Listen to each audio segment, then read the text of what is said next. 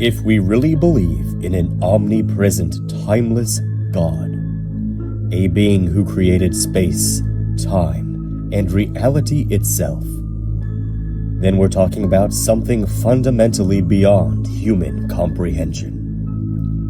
Something primordial. Something our brains simply aren't built to fully grasp.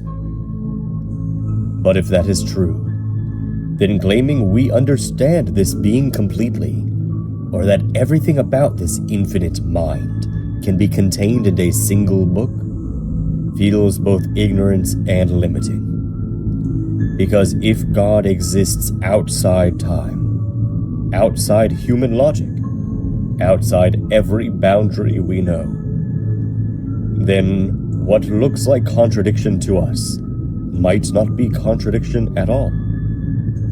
Maybe the problem isn't the mystery. Maybe the problem is us trying to shrink something infinite into something we can explain, own, or control. Sometimes acknowledging the limits of our understanding is the closest we ever get to truth.